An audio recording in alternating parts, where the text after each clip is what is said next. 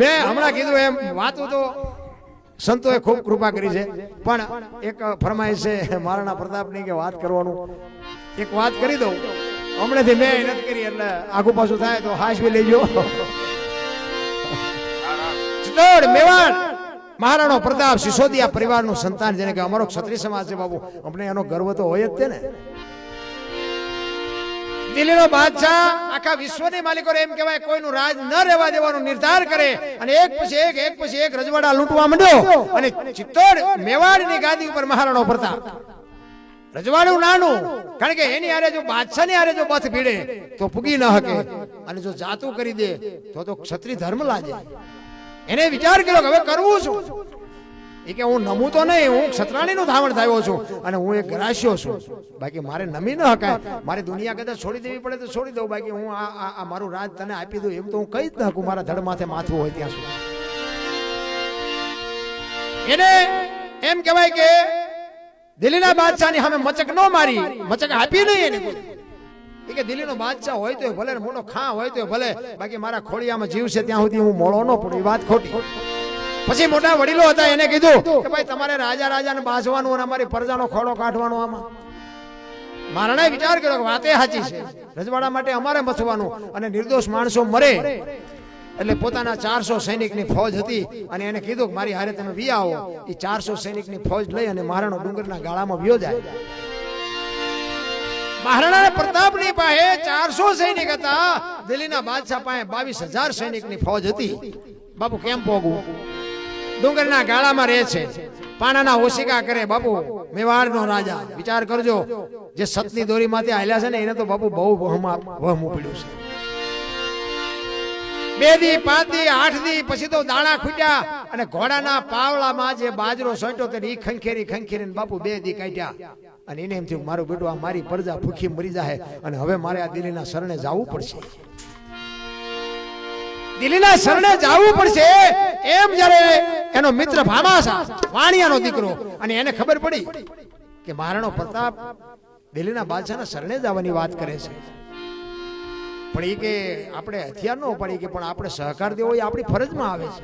જો મિત્ર હેડા કીજીએ ઢાલ સરીકા હોય, સુખમાં પીછે રહે અને દુઃખમાં આગે હોય. ભાઈબંધ તો જો એવા હોય ને તો કામનું હામાં મળ્યા નથી, લાવજે એક શિવાજી, લાવજે એક સાવાજી. ઈ ભાઈબંધ કરતા ધીમના મારા. હા, ભાઈબંધ તો કઈ સુખમાં ભલે આપણને હામો મળે કે ન મળે, બાકી દુઃખ હોય ને બાપુ આમ પડખું ન મૂકે એને ભાઈબંધ કહેવાય. શેરી મિત્ર 100 મળે અને તાળી મિત્ર અનેક, સુખમાં ને દુઃખમાં ભેળા રહે ને એવા તો બાપુ લાખોમાં એક, બહુ ઓછા મળે. ઈ ભામાસા રાત્રિનો સમય છે, રખડતો ડુંગરના ગાળામાં હાથ કરતો હાલો જાય મહારાણા, એ મહારાણા, એ મહારાણા. અને મહારાણાએ હામી હાકલ દીધી, કોણ? તારો મિત્ર ભામાસા, ક્યાં છો? ઈ કે આય શું વ્યો આવ્યો, એમના વ્યો આવ્યો. અને બે જેમ પહાડ ભેગા થાય ને એમ બે બથું ભરી અને ભેટ્યા. અને દિલ્હીનો બાદશાહ વાત કરે કે મેં એવું સાંભળ્યું છે કે તું દિલ્હીના શરણે જવાનો છું. તો કે શું કરું, આ મારી પ્રજા કે આંધળી થઈ જાય, ભૂખી ખાવા દાણા નથી, કરવું શું? તેથી વાણિયાનો દીકરો એમ કહેતો કે આ તલવાર ઉપાડવી મારું કામ નથી, પણ તું જેથી મેવાડની ગાદી ઉપર આવીને ત્યાં સુધી તારે જેટલું જોઈને એટલું અનાજ હું આપીશ, પણ તું દિલ્હીના શરણે ન જાતો. શું કામ? તું ઘરાણીના પેટે અવતર્યો છો, તું જો અહીંયા નમીશ ને તો દુનિયામાં કાંઈ નહીં.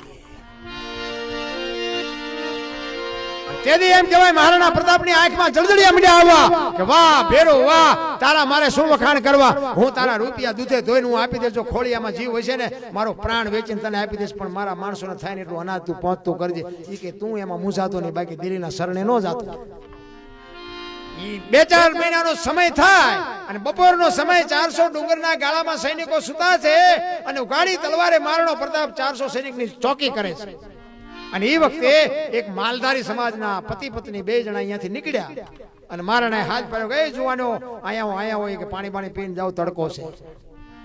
પતિ પત્ની હતા, એક સ્ત્રી અને એક પુરુષ. અહીંયા આવી અને પાણી પીધું. મહારાણો પૂછે છે એમ કે તમે 2 જણા શું હગા થાવ છો?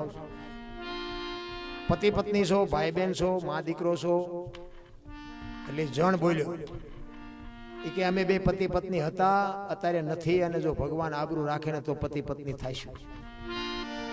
મહારાણો વિચાર કરે કે આ કેવું હગું, પતિ પત્ની હતા અત્યારે નથી અને પછી થાય શું, આ કેવું? કારણ કે એને ખબર નથી આ મારી ગાદીનો રાજા અમારો મહારાણા છે. તો કે પણ આ કઈ ખુલાસો થાય એવી વાત કરો ને. તેથી રબારીનો દીકરો, માલધારી સમાજનો દીકરો એમ કહેતો હોય, અમારી મેવાડની ગાદી ઉપર અન્યાય કરી, અત્યાચાર કરી અને દિલ્હીના બાદશાહે જેથી રાજ લઈ લીધું, તેથી અમે કાળિયા ઠાકર પાસે એવી પ્રાર્થના કરી છે કે અમારો રાજા જેથી અમારી ગાદી ઉપર આવે, મેવાડનો રાજા મહારાણો જેથી પોતાની ગાદી ઉપર આવે, ત્યાં સુધી અમારે બેન ભાઈ બેન તરીકે નાતો રાખવાનો છે. જેથી ગાદી ઉપર આવે તેથી અમે પતિ પત્ની થશે. અને બાપુ રૂવાડા, બાપુ મહારાણાના સામ સામ સામ સામ ઉભા થઈ ગયા, કરે તારી ભલી થાય તારી. આજ આ બે જણાએ માનતા રાખી છે, પણ મેવાડમાં કેટલાય માનતા રાખી છે.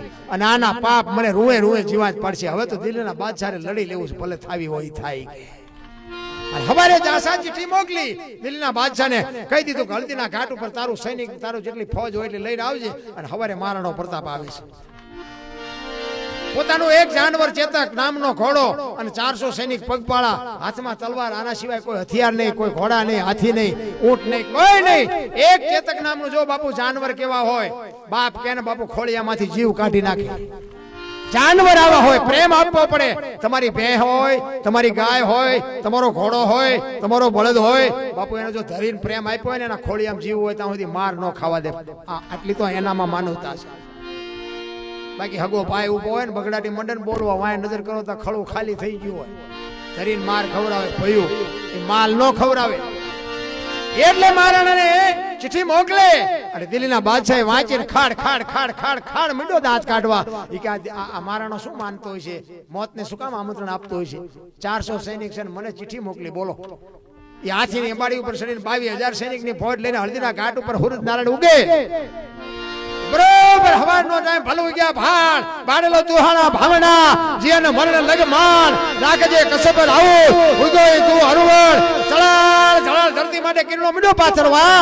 અને ઈ વખતે બાપુ નગારા માથે ઘા પડ્યો ને આમ 22,000 સૈનિક ને આમ 400 સૈનિક તલવારની તાળીઓ મંડી બોલવા, બાકા ઝીક બાકા ઝીક. ઈ મહારાણો પ્રતાપ ઘોડાની માથે બેઠો છે અને એક તલવારના ઝાટકે 5-5 ને જેમ બાજરાના ડુંડા પાડે ને એમ દુશ્મનના માથા મીડો વાઢવા. બાપા હાથીની અંબાડી ઉપર દિલ્હીનો બાદશાહ બેઠો બેઠો વિચાર કરે. અને બાપુ મહારાણા પ્રતાપના દિલ્હીનો બાદશાહ વખાણ કરે, વાહ જુવાન, વાહ ધન છે તારી જનેતાને. જો આ મેં આખી આટલા 22,000 ને મેં રોટલા દીધા, પણ તારા જેવા જો મારી પાસે 10 હોત ને તો હિન્દુસ્તાનમાં હું કોઈને રાજ ન કરવા દે. બાપુ ઘા કરતા આવડવો જોઈએ તો દુશ્મનને વખાણ કરવા પડે.